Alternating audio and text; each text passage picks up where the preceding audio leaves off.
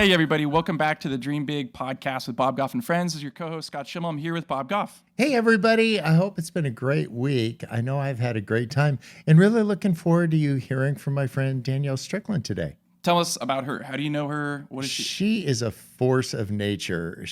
I met her a number of years ago and we were speaking at the same thing, and then she left and I missed the chance to talk to her. So I'm like, next time I'm going to. And then we missed the chance to talk, and I'm like, next time. And so finally I just about tackled her, and I'm like, oh girl, we have got to be friends. And it turned into this beautiful friendship. And then we've gotten into a lot of mischief since then. I bet 3 or 4 years ago, we got together at Disneyland. We but we rented out the House of Blues that was in Anaheim on the Disneyland property, and had a gathering, and Danielle came and spoke to the people there and just blew their doors off, including mine. And then we did the breakouts in Disneyland. Really? So we said, like, if you want to talk about your biggest fears, we would have somebody at the Haunted Mansion. Oh my gosh. We didn't let Disney in on this. And if you wanted to talk about your future, you could go to Tomorrowland. And we put Danielle on Main Street because she serves the poor. Yeah. Yeah. If you're someone whose dreams and ambitions have this kind of global impact, solving social issues, this is absolutely an episode you want to listen to, because Danielle, as you mentioned, is a force of nature. She's done amazing things in the world at a really high level. Yeah. Humble and fierce and courageous, outspoken and immensely kind. Yeah. Yeah. So enjoy the episode, take notes, and listen in to the conversation Bob has with Danielle. Danielle, thank you so much for joining me. And I'm just so glad to be in the same place at the same time with you. Yeah, me too. It's like always on my bucket list. Like, where is Bob and how can I be near him? Yeah, one of the things that I've enjoyed is when we end up in the same zip code anywhere, we just tend to find the time to grab a few minutes. I know we were in the orbit of one another for a long time. And then at some point we just decided, let's just actually land on this friendship and go a little bit deeper and figure out what is it that has been moving you. What are the joys and the pains and to share that. I hope if you're listening, you'll have just a couple friendships where you do that. And that's what we do on this podcast. We just bring our friends together. I know on one of our worst days as a family, our house that we had spent quite a bit of time building and loading with everything that meant everything to us, it burned to the ground. And just a few days later, I was with you. We remember we rented out the House of Blues at Disneyland. We just brought all these people together. And one of the things that we did, instead of breakout sessions, we said, let's give everybody tickets to the park, and we'll just put people, if you want to hear a speaker on something, you want to talk about your future, there'll be somebody in Tomorrowland. If you want to talk about your biggest fear, there's somebody at the Haunted Mansion. And you had been working with people in the streets on like Main Street. So tell the people that haven't met you before a little bit about yourself and what have been some of the things that you've been learning along the way. Yeah, so that also was like one of my favorite moments, and also it should be on every resume that I spoke at Disneyland, I think. I feel like. But, anyway, I spent 22 years in the Salvation Army as an officer, and that took me all around the world. It gave me friends in low places, I like to say. Oh, I like that. Yeah, and I fell in love with a lot of people and sort of saw people in ways that surprised me and invited me into like a different way of life, and maybe hunger and like just really desire to live a different way. And of course, when your friends are struggling, that struggle becomes your struggle. And I started to piece together that a lot of the friends that I had that were, in really desperate places, addiction and prostituted, things like that, exploited, their stories all sounded very familiar. And they all started to sound, the elements of them all started to sound the same. And that's when I really got introduced to more systemic social injustices and things like human trafficking and the system around how it works. And I started to really look into and fight for how I could help them on systemic levels. And so that took me into sort of social justice work. I developed and ran some social justice departments and developed some strategies for fighting some injustices in different countries of the world. And mostly, I just really love people. I love God, and I love hooking them up. Yes. I can connect people to God in their own journey of like, whoa, life is different and bigger and, more than I thought it could be. That's what lights me up.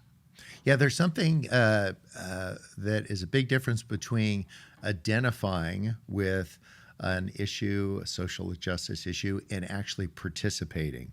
And whether you're driving the car and stuck in traffic right now, or at home, or in a workplace, that to take the things that you identify with and to say, what's a way I could participate in? And that can come in every different flavor, but getting some skin in the game is one of the things that jumped out for me. The stories you told about being in Vancouver, and kind of you go out one door at your house and there's one environment, and you go out the other door and there's an entirely different one.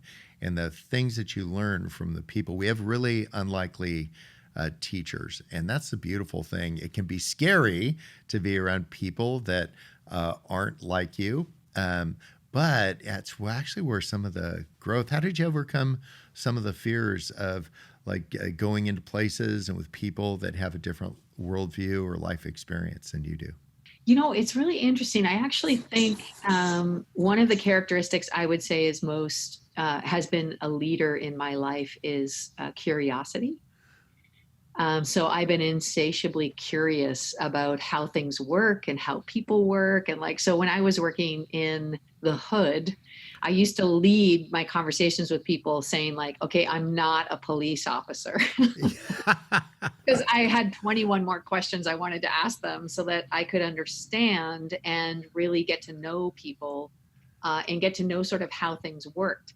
And this was fascinating because I think what happens is oftentimes, especially in a Christian context, we go in to help everyone because we have the answers.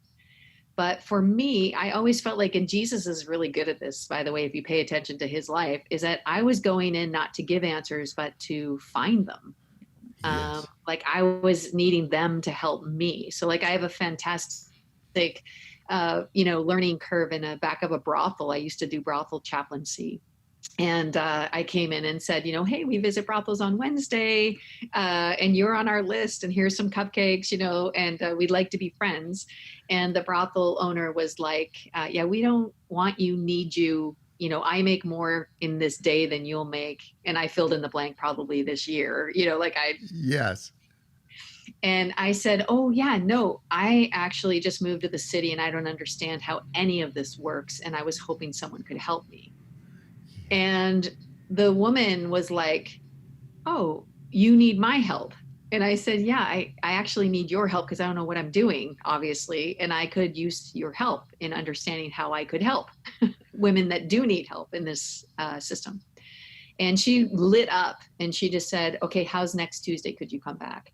And then she became one of my teachers in terms of how all of that system worked and what it was like and where, the next week when I came, she had a list of brothels I should visit with women who are stuck. And she knew for sure needed some help. And she recommended me to them. And I mean, she just became my teacher. Yeah, we're talking about in this section of the podcast, the idea of landing the plane. We've got an arc of 6 or 7 different things, like figure out an ambition, look for an opportunity, take action, expect a setback, sustain belief. This idea of landing a plane is landing in somebody's life and then knowing why you're doing what you're doing, but actually kind of get that done. And the getting it done doesn't mean fixing somebody. It means participating. There's a great verse. It's Paul talking about Timothy, and he says he's a guy that takes a genuine interest in people's welfare. And when, from the first time I've met you, I've just noticed that about you and other people that seem to be making a difference with their ambitions. They just take a genuine interest in people. They don't say, here, I got 10 opinions and let me tell you all 11 of them. Like, I'll make up the rest on the way. But to say, I just take a genuine interest in you and the people around you, and come to learn, not to teach. And then the crazy thing is that when you come to learn, not to teach, you end up, there's plenty for everyone. There's people get what they need. Yeah. And there is this like fancy word called mutuality, which I think is probably not as celebrated as it could be, but which is this idea that we all have things to offer each other. Yes. So it's not just sort of this like, hey, I'm the expert and I should help you. There's this like, actually, we are all good at different things. We're all humans and we've all learned things and we all have things to share and celebrate, and weaknesses too, to talk about and to share. Totally agree. We're totally insecure, each in our own way. And so sometimes we try to compensate for the insecurity by taking command of the conversation, and you actually don't need to. Just chill out, eat a donut, whatever, but spend some time listening. No better way than to fill your mouth full of food so you can't talk, and then you can actually listen. So, which might be that might be the strategy Jesus had in mind when he kept eating everywhere, right? Yes, well, probably why he got all the bread and fish. It's like, everybody would just shut up. Start eating, right? Yes, but then you actually use what's available to us, and what we have is our life experiences. And instead of leading with the biggest and best, what if we find the most relatable life experiences that have happened? So instead of talking about the time that you did your spacewalk through the shuttle doors, just talk about when you opened your front door. If you've been one of the 9 people that have walked in space, don't talk about that. Talk about when you went out your front door and who you met and what happened when you failed, and start asking of other people. So landing the plane isn't, sometimes we think of it, is the triple flip off the balance beam, and the Olympian spikes it and throws their arms into the air because they just landed this thing. Usually mine is like crash and burn. I mean, it's just very tumultuous, but somehow you get that thing on the ground. If you've landed at a major airport and you're listening, the airplane comes down, you cross over the numbers, they cut the engines, and what happens is the plane hovers about 10 feet off the tarmac, and it's called the ground effect. What happens, the air comes over the wing, it hits the ground, and it's pushing up against the tires and the wings. So what we need to do is not just get 10 feet over your ambition and hover there, get it on the ground. And what it'll take is sometimes that upwind, like that's that we all feel, because it is actually part of what it means to land the plane. Yes, and to push through that is going to take a couple minutes, but just I've learned a couple things on flying. You just keep the nose up. Just keep the nose up. Eventually, you're going to get that thing on the ground, but you have to just press through that time of not knowing. And then a couple things. This is the difference about experience. And this is really interesting because you're an experienced pilot, when you feel that tension that comes from that uplift, that you're like, oh no, this is how it feels to land. Yes. That's what happens is when you're new at like whatever it is of making friends with people that are not like you in whatever capacity that is, and you feel that like pushback inside, even that fear and tension, you think like, this is not what it's supposed to feel like. But if you're an experienced leader at doing these sort of things, you'll know, no, this is exactly what it feels like. And it feels like this every time. It's not that the feeling's different. It's that, this is what it's supposed to feel like. Yes. And then knowing that there's going to be a couple people that along the way that are going to misunderstand you. They'll misunderstand your intentions. They'll misunderstand why you've done what you've done, and to be okay with that. Have a little time of self-reflection to make sure that your intentions are pure and they come from a good place, something that's really lasting. But to just not be surprised or scuttled when somebody misunderstands you along the way. That happens to me all the time. Like I write books for people in faith communities, but I don't put Bible verses in them. But I want it for the guy at the tire store, the one that doesn't know anything about all this. I just want him or her to know, hey, man, you're welcome here. I'm trying to figure this out. I write chapters that said, I used to think this, but now I think this. I just want people to know I'm changing my mind constantly. And so that whole idea of being a new creation, man, if everything's the same, you can't be very new. It's just same old Bob. You know, that's actually one of the things that you've given to me. I tell people a lot that you're the one that really unlocked a lot of permission to grow, to keep growing, like to not just kind of dig in and go like, I've got this one version of myself that I should perfect, but to embrace this idea that to grow in our faith and our lives and even our own giftings is to change, and permission given, and so there was a real, I think I was at your house and you were sharing a little bit about Bob Goff number 1 and Bob Goff number 2. And it was like on Bob, by the time you got to Bob Goff number 4, I was like, what? Like, it was literally like a key turned in me where I was like, oh, what number am I on? And I started to really think like, wouldn't it be a shame if I just stayed on this version of myself? Like, you created a hunger for me to get better and learn. And, it was really beautiful. I'm so grateful for it.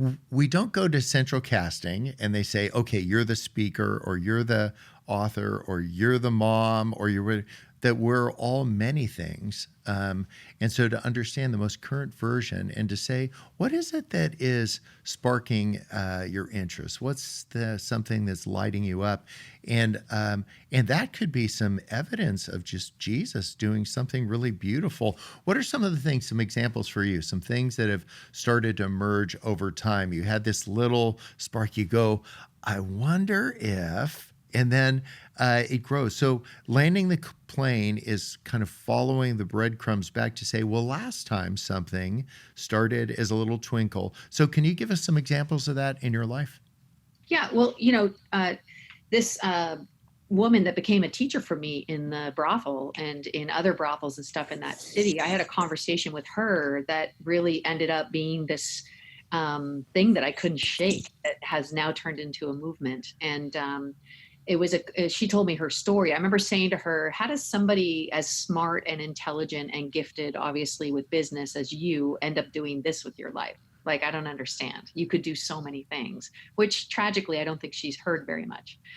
But she took me into the back so no one else would see, because she's like the strongest, hardest person I've ever met. And she shut the door and she told me, Danielle, when I was 11 years old, I was raped by my dad for the last time. And I was walking down this very street. And a guy pulled over in a truck and said he'd give me a free, a place to stay for the night if I would have sex with him. And she said, I turned my first trick when I was 11. She said, I cried that whole night. I cried the whole next night. I cried the whole next night. She said, when I got done crying, I did the best with what I had been dealt. And then her eyes filled with tears, first weakness I'd ever seen in her. And she looked at me and she said, where were you when I was 11? Mm-hmm. And when she said that, it's like what I say, I was disturbed, which I think we often think is not God or not good. And in my experience is often God and often good.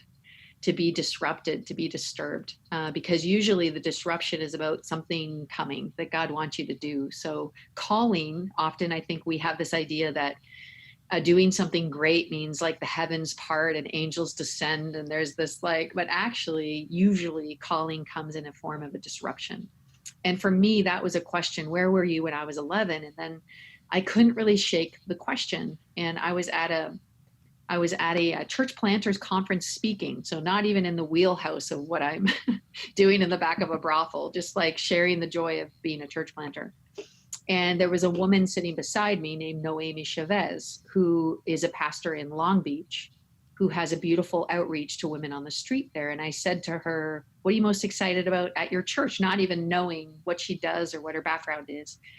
And she said, I'm super excited because we've been reaching all these women stuck in sexual exploitation. And just this week, we're about to launch a conference for girls to try to get there when they're 11. That's what she said to me. When they're 11. Crazy. And I mean, all the bells and like, I'm like, wait. Yeah, yes. And she had an answer to a question that God had given me. There was like, it was like I was following breadcrumbs from heaven, you know, and I said, can I come to that conference, you know? And she said, can you come? Yeah, sure. And so I went that Friday to this conference, the first one they held locally in Long Beach for these girls to get there first.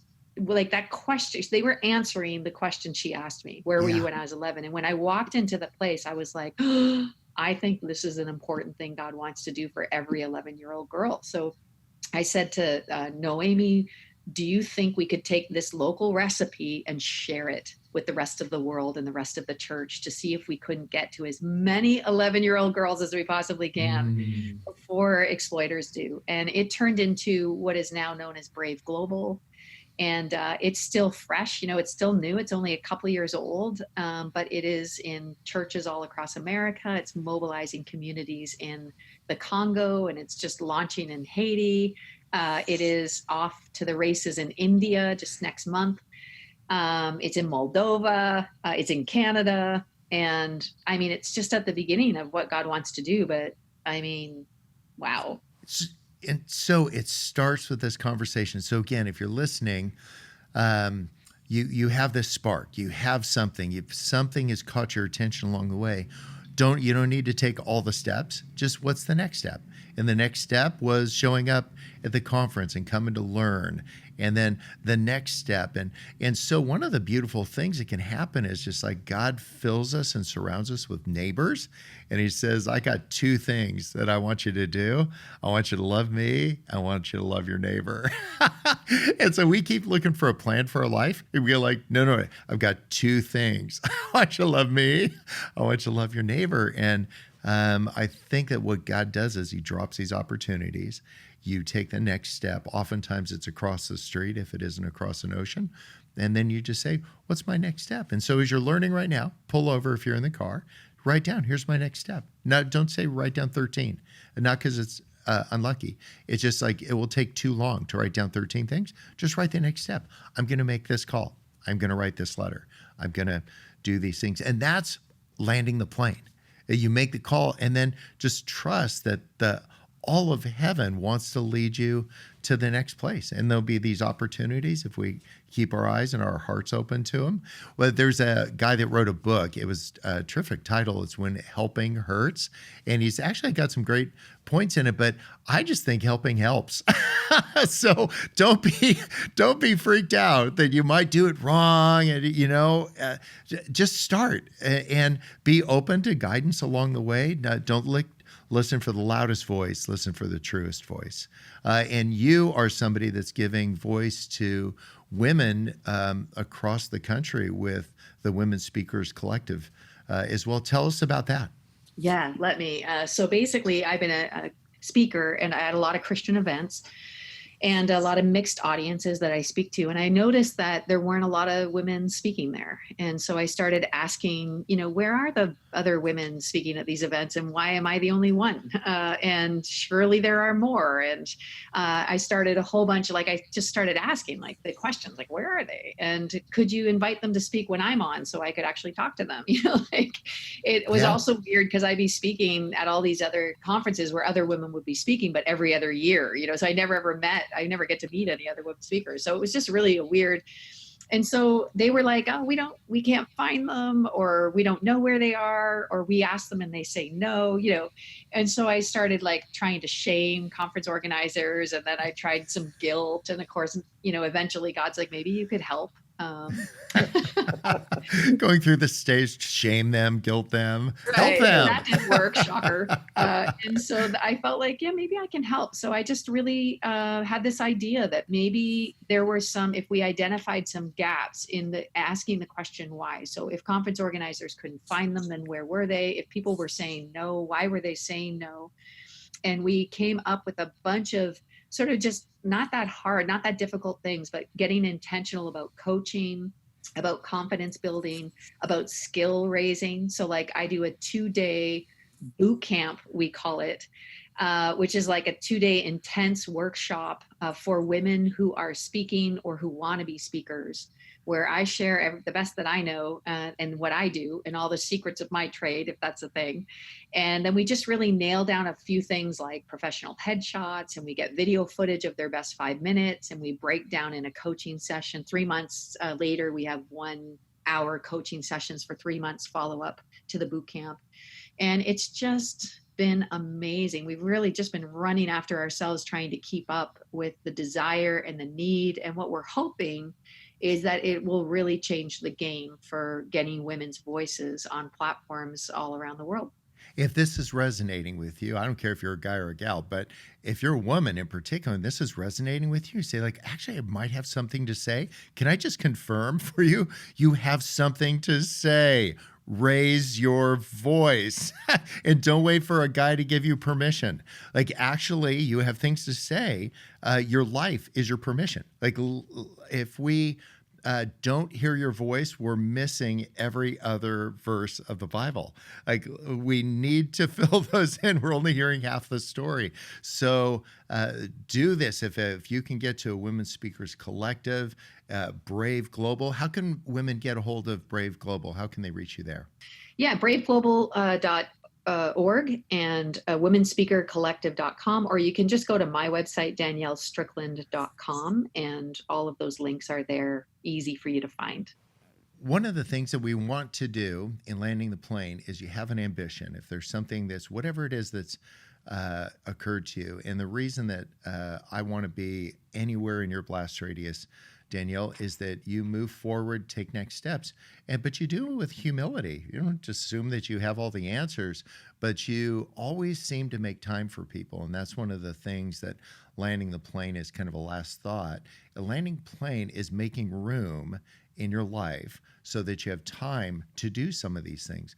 Go to a conference, sit down for coffee, whatever it is, but make the time to do the work, and then to just say, what's my ambition and how can I move it from just having it up in my head to releasing it into the world. And so thank you so much, Danielle, for doing that for so many of us. You inspire me not just as a friend, you're a well-respected leader, but you're just a kind soul. You just have a person, there's a humility about you that that resonates with people. And for those of you listening, cultivate that in yourself, a humble heart. But not, you can be humble and modest and all those things, but you actually have something to release into the world. And so take the next step and do that. Yeah, humility is not an apology for being who you are. It's agreeing with who you are.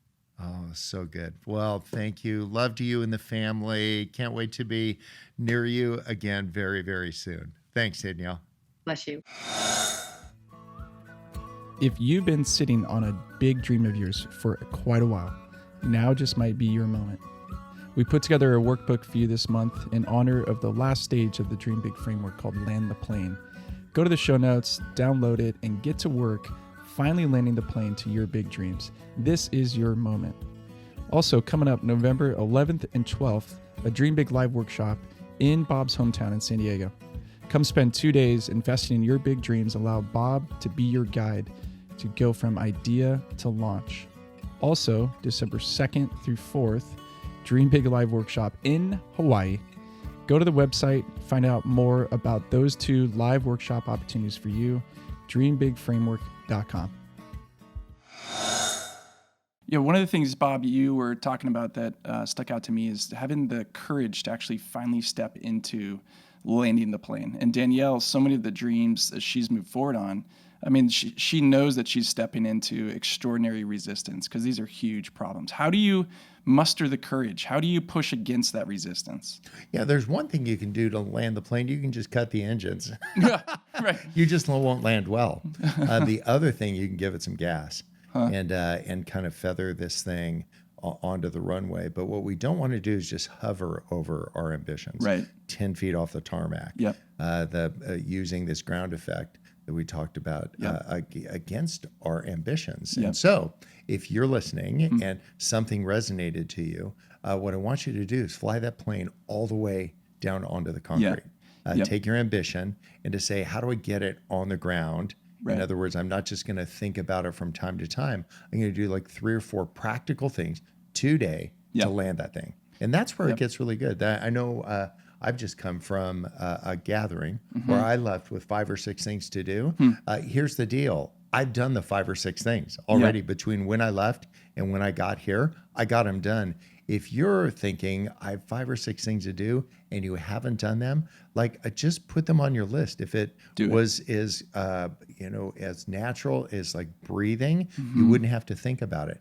This is something you're actually going to need to think about, but don't make the list, make the call. Yeah. I like that idea of pushing the pedal on the gas as you're about to land. And I think for some people that turns into, you need to remember why you're doing what you're doing. Go back to the original source, feel the pain, feel the problem that you're trying to solve, so that the resolve and the courage that you have is like front and center. Yeah, there's a great verse that had always impacted me in Revelations 2, and it talked about forgetting our first love. Huh. If you remember when you bumped into that ambition the first time, Yep. and you just couldn't wait Yep. to make that happen, get reacquainted with your first love. Yep. Go see the problem again. Go take a tour. Go take a visit. Go spend time with someone that you're trying to serve. Yeah, and then for each of you, don't be too hard on yourself. This landing the plane is hard. It is hard. Be kind to yourself as you're making these steps forward. You'll have a couple setbacks along the way, but here's the deal: like setbacks aren't campsites. You don't need to camp out there. Yep. You just need to recognize I had a difficulty landing the plane. I'm going to go try it again.